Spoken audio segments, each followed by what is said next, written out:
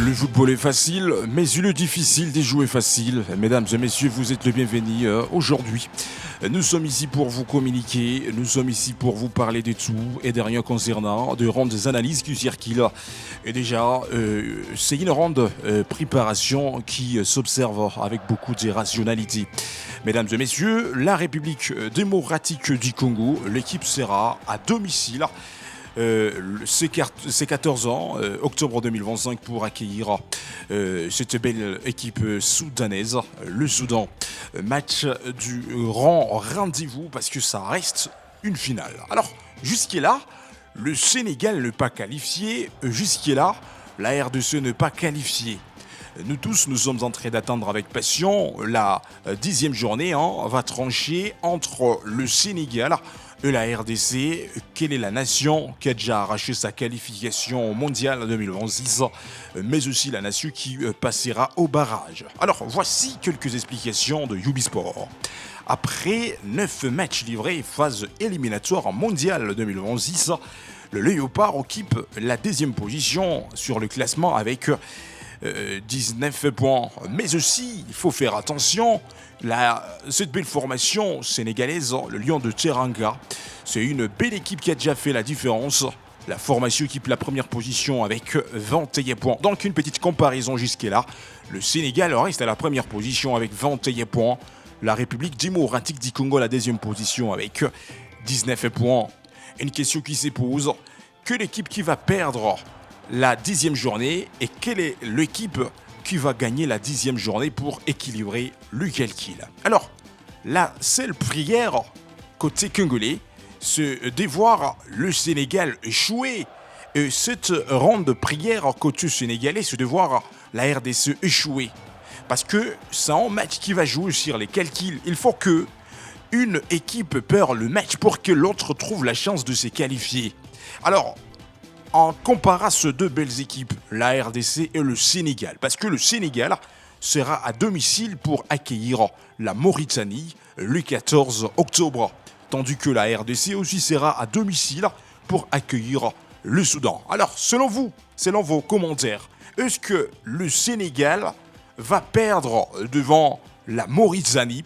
Rappelez-vous, le week-end passé, le Sénégal, c'était l'équipe qui avait explosé les Soudans du Sud par la Maninta sans que but à 0.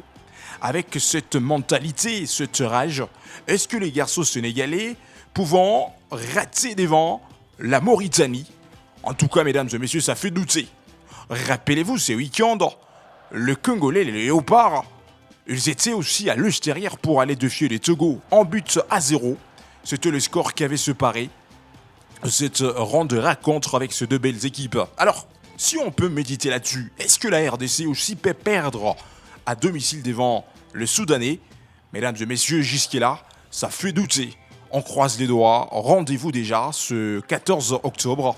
Ça sera une journée de vérité entre le Sénégal et entre la RDC, quelle est l'équipe qui va se qualifier directement au Mondial 2026. Mais aussi une réalité qui s'observe côté RDC avant match. Il s'agit d'abord de l'absence de Noah Sadiki. Parce que déjà, c'est officiel. Noah Sadiki ne sera pas de la partie car le garçon souffre avec sa cheville gauche. Raison pour laquelle la star congolaise qui évolue de FC Sunderland, l'équipe anglaise. En tout cas, les garçons ne sera pas présent pour aller défendre la République démocratique du Congo, même si la fois passée, Noah Sadiki, bien sûr, il n'était pas au top, mais aussi, il va rater le match qui se prépare déjà. La République démocratique du Congo, l'équipe qui se prépare, on le réitère, pour aller défier cette belle formation soudanaise. Alors on croise les doigts. Aujourd'hui, on n'a pas beaucoup de choses à vous parler parce que dans le groupe, on retrouve la RDC, aucune formation qui est qualifiée, ni le Sénégal jusque-là n'est pas qualifié, ni la République démocratique du Congo n'est pas qualifiée. Tout reste à jouer. Rendez-vous le mardi 14 octobre à 21h juste, et à laquelle ces deux belles équipes vont livrer. Le Sénégal sera là pour aller affronter la Mauritanie et la RDC sera là pour aller affronter le Soudan. Alors, une fois terminée cette rencontre, mesdames et messieurs, après avoir analysé les scores, que la RDC va terminer avec le match.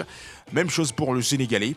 Et là, on trouvera l'enthousiasme maintenant de trancher quelle est l'équipe qui va passer directement au mondial et quelle est l'équipe qui sera en course encore dans le barrage. Et aujourd'hui, en tout cas, nous sommes en train de croiser les doigts. Alors, voici maintenant quelques équipes africaines qui ont trouvé la chance de se qualifier après le quelques matchs livrés phase éliminatoire mondiale 2026 après 9 belles journées jouées déjà. Il y a certaines équipes africaines qui ont déjà arraché leur qualification. D'abord, on peut commencer avec le Maroc. Après cette bonne rencontre livrée pour le Lion d'Atlas du Maroc, l'équipe a sauvegardé 21 points directement. Le Maroc, ça reste officiel dans son groupe. C'est l'équipe qui a déjà arraché sa qualification. Alors, on notera que cette belle formation de la Côte d'Ivoire aussi, après 9 matchs livrés, la Côte d'Ivoire est sur la porte de se qualifier déjà. Parce que le week-end passé, les éléphants ont fait l'effort énorme pour faire la différence. Alors imaginez-vous, après 9 matchs livrés, la Côte d'Ivoire, jusque-là, reste avec 23 points. Mais il faut faire attention. Il faudrait attendre la 10e journée pour trancher si cette équipe aussi aura la chance de s'y qualifier. Autre chose à vous parler, c'est l'Algérie, le Fennec, l'équipe qui a déjà arraché la qualification directe au Mondial 2026. Parce que le Fennec d'Algérie, après 9 matchs livrés, la formation a sauvegardé 22 points sur le classement. Mesdames et messieurs, d'autres équipes africaines, il faut attendre de jouer la 10e journée. Une fois terminée la 10e journée, là on va trancher quelles sont ces équipes aussi qui vont rejoindre ces quelques formations africaines. Même si jusque-là on retrouve tant d'équipes africaines qui ne sera pas de la partie au mondial. Ça fait douter avec les Cameroun, l'équipe qui est éliminée, mais le Camerounais tenteront à jouer les barrages. Mais on notera que le Ghana, le Black Stars, ont déjà arraché leur qualification directe pour participer au mondial. Sans oublier aussi le technicien tunisien, eux aussi ont déjà arraché leur qualification.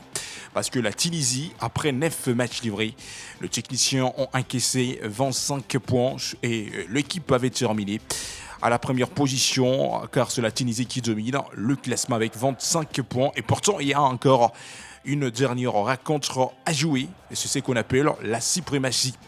D'autres équipes qui pouvant espérer à se qualifier, c'est ce que nous sommes en train de vous parler. Le Sénégal, qui espère à se qualifier après avoir livré le match de la 10e journée. Même chose pour la République démocratique du Congo. En tout cas, il faudrait encore attendre un peu pour voir la finition de cette dernière journée.